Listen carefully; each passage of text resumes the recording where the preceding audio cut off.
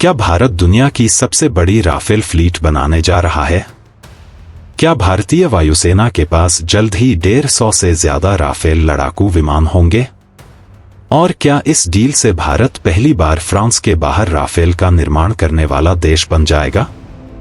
अगर ऐसा हुआ तो यह सिर्फ एक फाइटर जेट खरीद नहीं होगी, बल्कि भारत की सैन्य ताकत और रक्षा उद्योग में ऐतिहासिक बदलाव साबित होगी।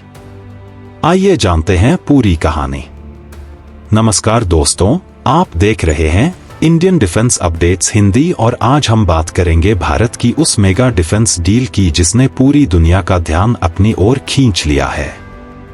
भारत ने फ्रांस को 114 अतिरिक्त राफेल लड़ाकू विमानों के लिए औपचारिक लेटर ऑफ रिक्वेस्ट भेज दिया है। इस डील की अनुमानित कीमत करीब 3.25 लाख करोड़ रुपए यानी लगभग 39 बिलियन डॉलर बताई जा रही है। अगर यह सौदा पूरा होता है तो भारतीय वायुसेना की राफेल संख्या 36 से बढ़कर 150 तक पहुंच सकती है, जिससे राफेल भारतीय वायुसेना की रीढ़ बन जाएगा। यह खरीद मल्टीरोल फाइटर एयरक्राफ्ट यानी MRFA कार्यक्रम के तहत की जा रही है। योजना के अनुसार शुरुआती 24 राफेल सीधे फ्रांस से भारत को दिए जाएंगे ताकि वायुसेना की तत्काल जरूरतों को पूरा किया जा सके। लेकिन सबसे बड़ी खबर यह है कि बाकी लगभग 90 विमान भारत में ही बनाए जा सकते हैं।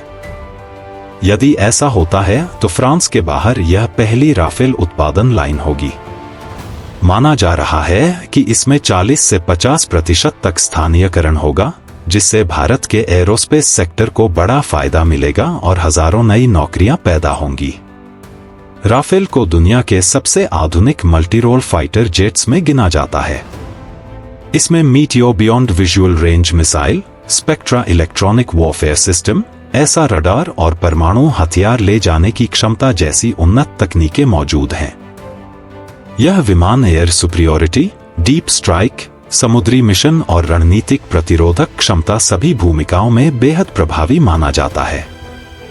भारत की सबसे बड़ी चुनौती इस समय वायुसेना की घटती स्क्वाड्रन संख्या है।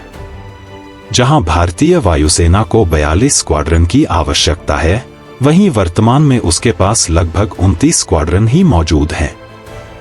पुराने MiG-21 विमानों की रिटायरमेंट, तेजस कार्यक्रम में देरी और चीन तथा पाकिस्तान की बढ़ती हवाई ताकत ने इस स्थिति को और गंभीर बना दिया है। चीन पहले ही J-20 स्टील्थ फाइटर तैनात कर चुका है और J-35 को भी शामिल करने की तैयारी में है।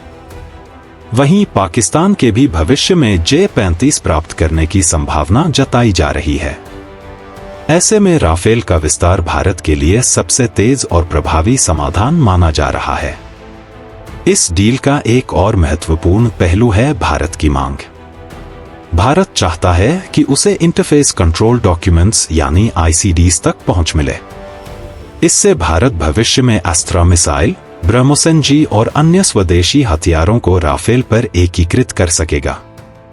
हालांकि पूर्ण सोर्स कोड मिलने की संभावना कम है, लेकिन ICDs मिलने से भारत को काफी हद तक ऑपरेशनल स्वतंत्रता प्राप्त होगी।